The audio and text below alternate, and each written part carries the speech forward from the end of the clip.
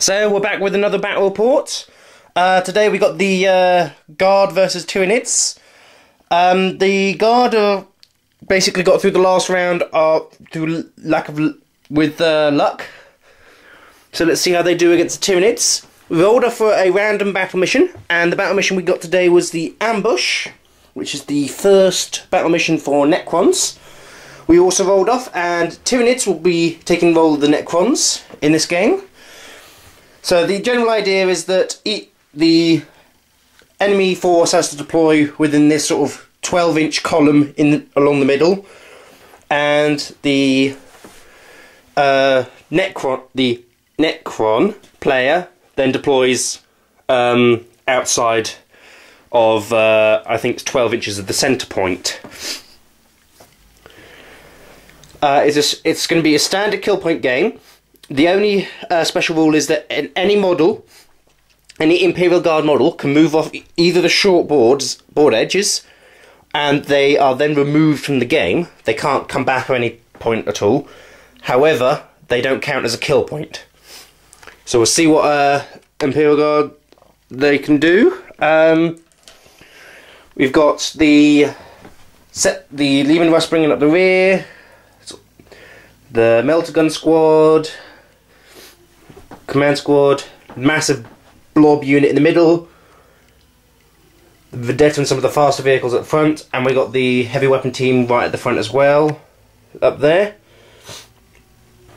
And the Tyranids are split roughly 50-50 down the middle.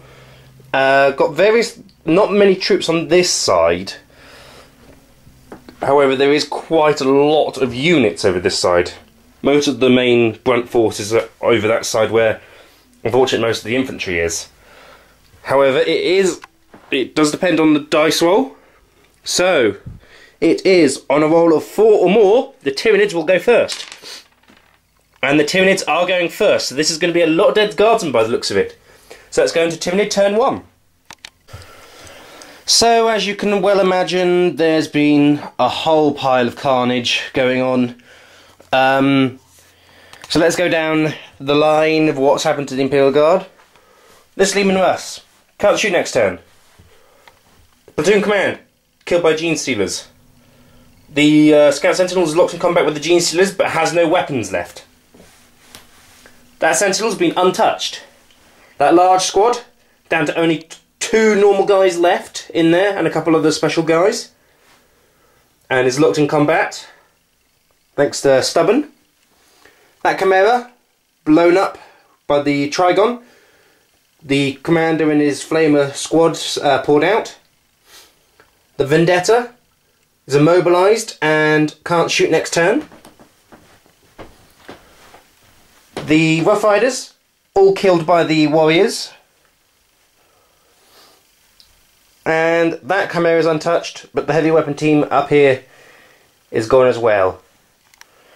So, a lot of death, as well expected. Only 2 units went untouched the entire round. So hopefully they might be able to pull something back, but it's not looking good for them so far.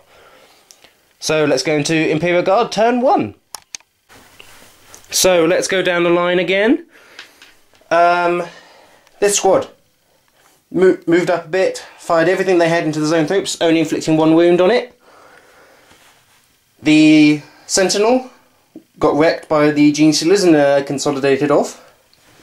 This large blob squad is still holding on, somehow. The command squad marched off there and barbecued a whole pile of termagants, leaving only 3 left after combat. However, in this combat, I should also mention, they managed to wound the Malanthrope.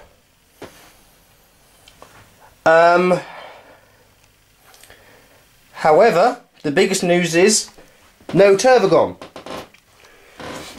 And you probably won't believe me, but it was lasguns which killed it. This unit over here, moved off here, fired all 3 plasma guns into it. Not one of them overheated, all of them hit, only did 2 wounds though.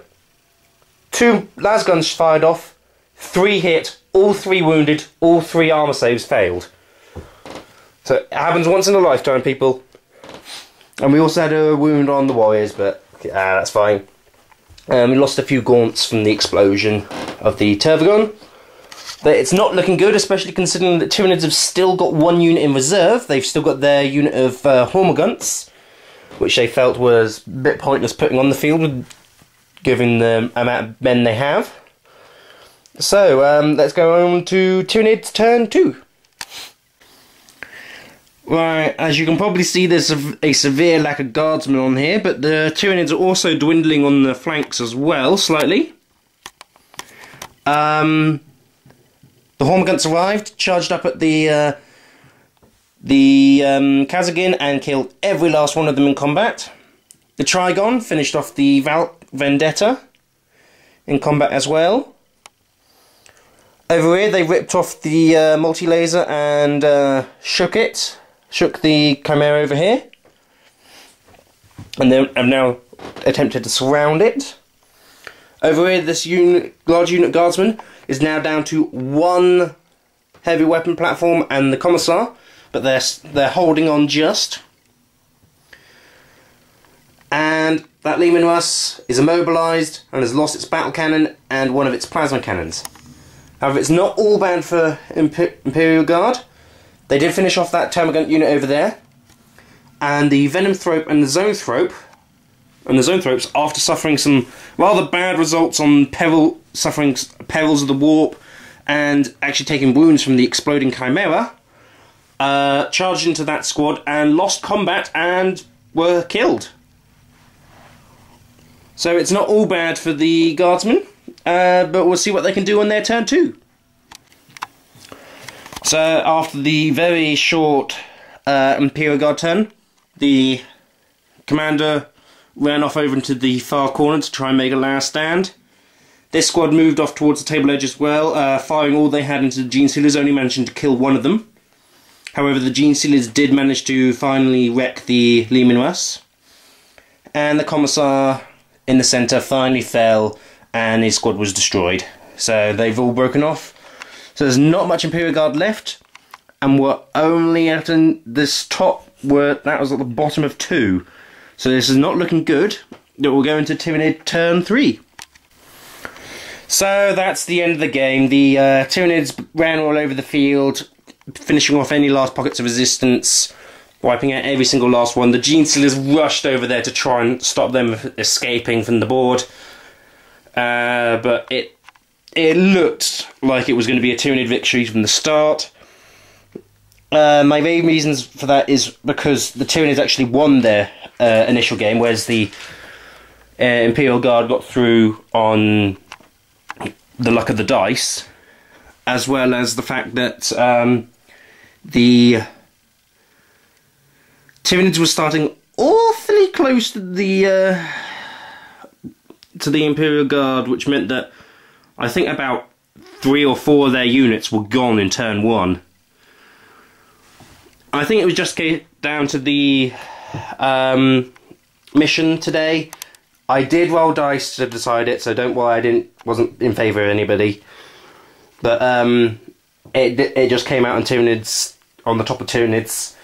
Although I have to applaud those guardsmen who managed to take off 3 wounds from the Turvagon in one lot of shooting from flashlights.